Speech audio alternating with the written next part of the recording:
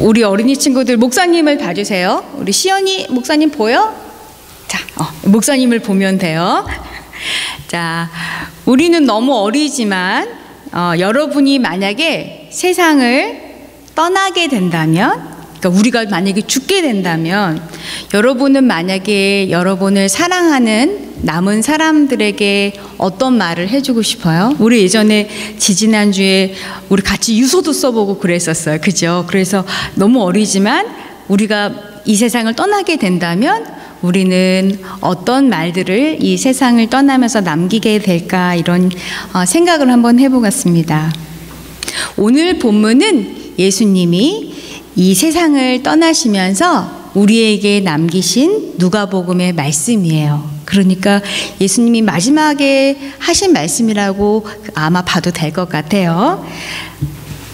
우리 프레젠테이션을 통해서 같이 한번 말씀을 나누도록 하겠습니다. 돌문이 열리고 예수님이 부활하셨어요. 그런데 이때 제자들은 예수님이 떠났다고 생각해서 너무너무 슬퍼했어요. 깊은 슬픔과 절망에 빠진 제자들에게 예수님이 찾아가셨어요. 아니, 예. 그래서 예수님이 무려 40 days, 40일 동안 제자들에게 찾아가셔서 이 제자들을 일으켜 세우셨어요. 시간이 지나서 다시 예수님께서 하늘나라로 올라가야 될 때가 다가왔어요. 그래서 예수님은 이 다시 모인 제자들에게 예수님의 마지막 부탁을 오늘 말씀을 통해서 이야기한 거예요. 어떤 말씀을 드렸는지 한번 같이 봐볼까요? 자, 다시 모인 제자들한테 예수님이 이렇게 부탁을 하셨어요. 어떤 부탁인, 여러분 십자가 목걸이 오늘 했죠? 만져보세요. 십자가 목걸이. 십자가 목걸이는 무엇을 상징하죠? 예수님의 부활을 상징하잖아요. 그 십자가의 사건을 기억하라는 것이 예수님의 마지막 부탁이었는데, 어떤 이야기였냐면, 예수님은 가장 낮은 모습으로 세상에 오셔서 하나님의 아들이셨지만 십자가에 달려 돌아가시기 전까지 어떤 일을 하셨나요? 기억해 볼까요? 예수님이 어떤 일을 이 세상에 오셨을 때 하셨나요? 가난하고 힘이 없고 아프고 억눌린 사람들과 함께 계시다가 여러분의 그 목걸이처럼 매달린 그 십자가를 달려 죽으시고 3일 만에 부활하셨어요. 바로 이것을 잊지 말고 이 부활의 증인, 위트니스로 이 세상을 살아가라고 예수님께서 말씀하셨어요. 그게 예수님의 마지막 부탁이었어요.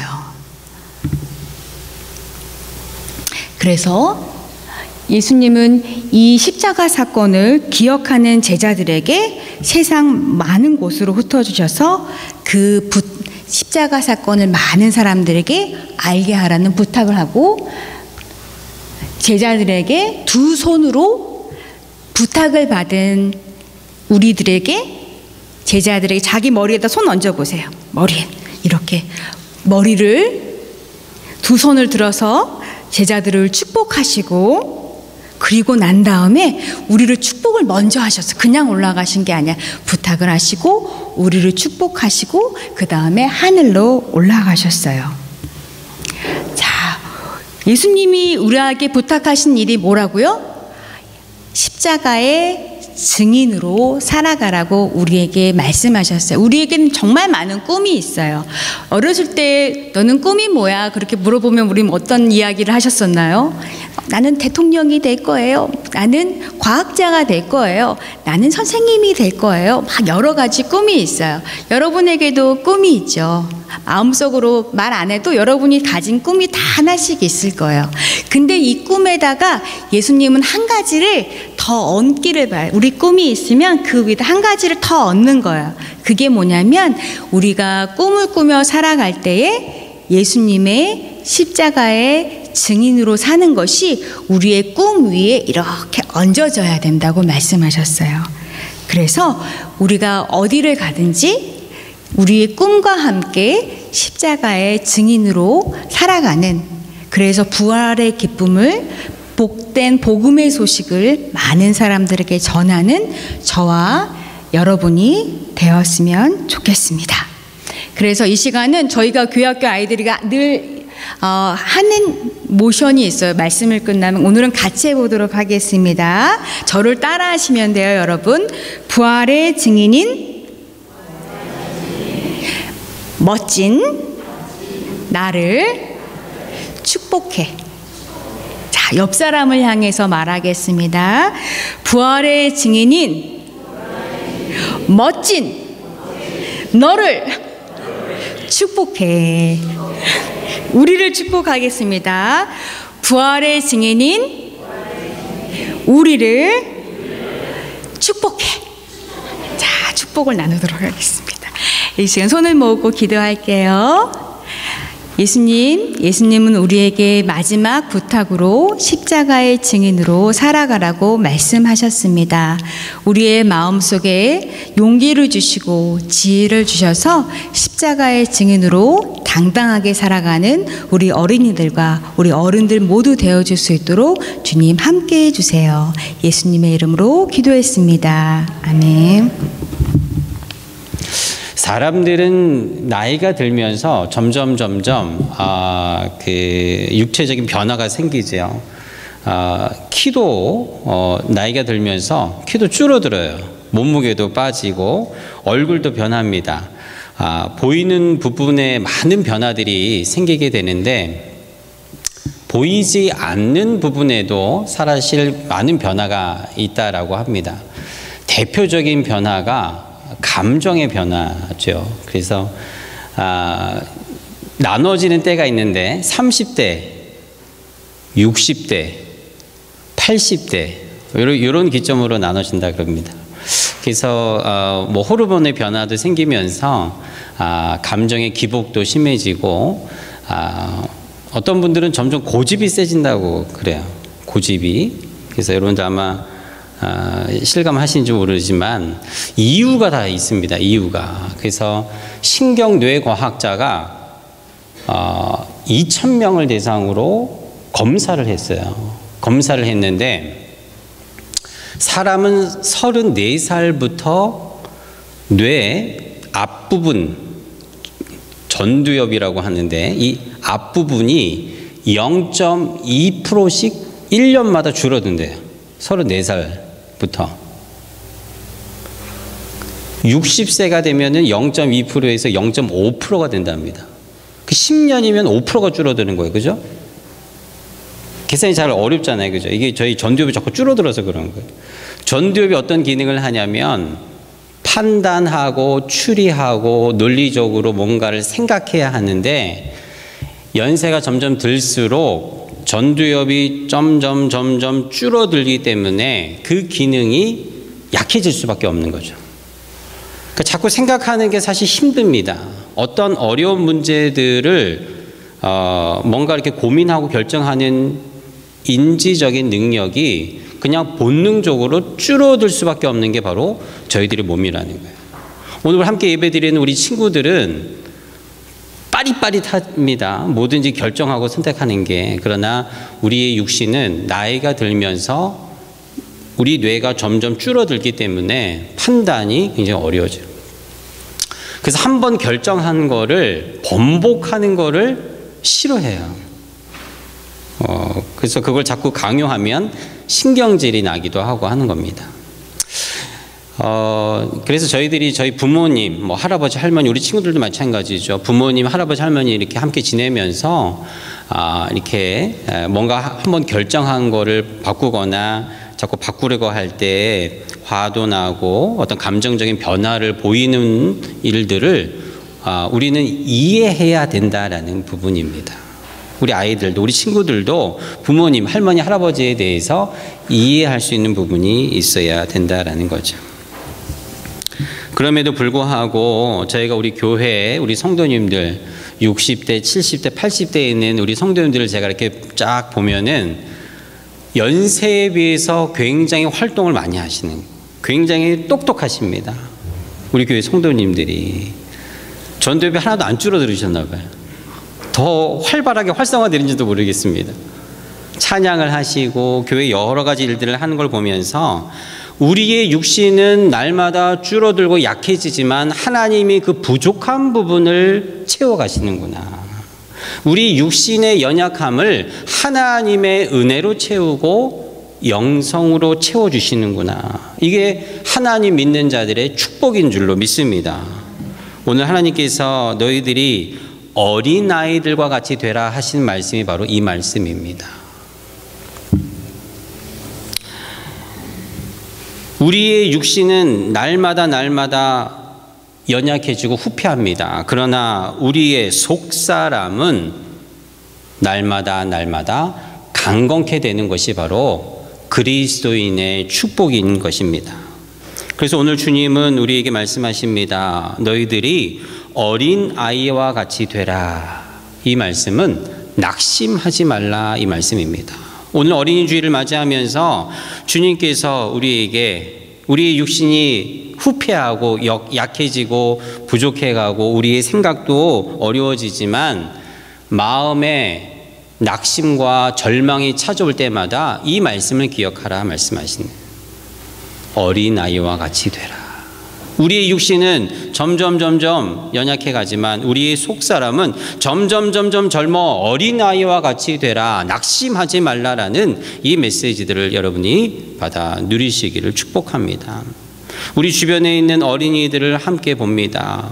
많은 아이들 수는 아니지만 우리 주변에 우리 자식들의 우리 손주들의 어린 심령들을 보면서 이 말씀을 기억하시길 바랍니다. 내 육신은 후패하고 연약해지지만 주님은 우리 눈에 보여주시는 어린 심령들을 통해서 낙심하지 말라라는 말씀을 우리에게 주시고 있구나. 우리의 속사람은 날마다 새로워지고 젊어져야 하는 것을 말씀하시는 거예요. 고린도후서 4장 16절에 그러므로 우리가 낙심하지 아니하노니 겉사람은 후패하나 우리의 속은 날로 새롭도다 말씀하신 것이죠. 겉사람이 후패하는 거, 늙어지는 거, 생각이 어려워지는 이것을 이상하게 여기지 말고 자연스럽게 받아들이고 대신에 우리 속사람의 귀를 기울이고 날마다 새로워지는데 관심을 가지라. 너희들이 어린아이와 같이 되라라는 하나님의 말씀인 것입니다. 이것을 실천하는 분들과 그렇지 않게 사는 사람들의 삶은 크게 차이가 나지요. 낙심 대신에 감사와 기쁨으로 살아가는 삶, 이들의 삶은 일생을 마감하는 그 시기에 더욱더 하나님과 가까워지고 친밀한 시간을 갖게 됩니다. 그러니 사랑하는 우리 성도 여러분, 여러분들의 육신이 연약하고 힘들어진다고 낙심하지 말기를 주의 이름으로 축복합니다. 질병으로 정말 낫지 아니하고 힘든 하루하루를 보내는 우리 성도님들, 오늘 주님이 여러분들에게 말씀하세요. 낙심하지 말라. 우리 성도님들이 얼마나 말씀을 가까이 하는지 저는 요즘에 참 감탄합니다. 우리가 매일 성경을 2달에 한 번씩 받아보는데 어떤 우리 권사님은 아이들 보는 성경을 받아보시겠다고 이렇게 신청하셔요. 저도 이제 50이 가까우니까 눈이 사실 침침하고 안경을 낄 때도 있습니다. 근데 여러분 60, 70, 80, 90 가까이 되신 우리 성도님들이 얼마나 더 몸이 힘들겠습니까? 그런데도 말씀을 가까이 하겠다고 매일 성경을 어린이들이 보는 걸 신청하셔서 그거를 하고 계시는 거예요. 말씀을 붙드는 삶을 포기하지 않는 그 모습에서 감동을 받는 것입니다. 또 어떤 분들은 손주에게, 자녀들에게 그 큐티집을 선물한다고 이렇게 신청하신 분도 계셨어요. 우리가 우리 자녀들에게 줄 수 있는 가장 귀한 선물이 무엇일까? 많은 돈, 금은보화, 또 그를 위해서 기도해 주는 것 좋습니다. 하지만 우리가 줄 수 있는 가장 큰 선물은 바로 모든 이 복의 근원이 되시는 하나님을 이들에게 선물로 주는 게 아니겠습니까? 평생을 나는 죽어서 이들과 이별한다 할지라도 이들은 하나님과 평생 동행하면서 살 수 있게끔 해주는 것, 이게 부모된 자로서, 먼저 된 자로서 줄 수 있는 가장 큰 선물이 아니겠습니까? 그것은 바로 하나님의 말씀을 이들에게 심어주는 것입니다. 하나님이 말씀으로 이 땅에 오셨기 때문에 그 말씀을 붙들고 읽고 묵상하면서 내가 이들에게 줄 수 없었던 교훈은 살아계신 하나님이 날마다 이들에게 말씀을 통해서 말씀하시고 이들의 영혼에 깨닫게 하시고 이 패역한 세대 가운데 하나님의 말씀을 기준으로 살아갈 수 있는 그 힘이 여러분 말씀밖에 더 무엇이 있겠습니까? 오늘 제자들은 예수님에게 묻습니다. 주님, 누가 천국에서 큰 자입니까? 예전이나 지금이나 사람들은 항상 큰 거에 관심이 있습니다. 많은 거에 관심이 있습니다. 아무튼 뭐든지 커야 돼요. 죽어서 천국에 가서도 큰 걸 찾는 게 사람인 것을 오늘 말씀을 통해서 우리는 보게 됩니다.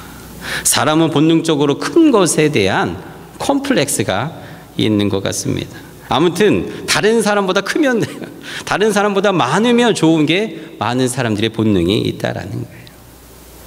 이런 제자들의 질문에 예수님께서는 정반대의 대답을 하세요. 아무리 말을 해도 못 알아들으니까 지나가는 작은 아이를 데려다가 이들 가운데 세우고 말씀하십니다. 봐라, 이 어린 아이처럼 작은 자가 되어야 한다. 그런데 아주 무서운 말씀을 하시죠. 이 어린아이처럼 작은 자가 되지 아니하면 천국에 들어가지 못한다 말씀하시는 거예요. 아니, 천국 들어가는 문은 무슨 난장이들만 들어가는 문처럼 생겼는지 왜 다 작아야만 된다 예수님이 이 말씀을 하실까? 예수님께서는 어린아이와 같이 스스로 작아지고 낮아지지 아니하면 천국에 들어가지 못한다 말씀하시는 거예요. 여러분, 이미 키가 다 컸는데 어떻게 작아질 수 있겠습니까?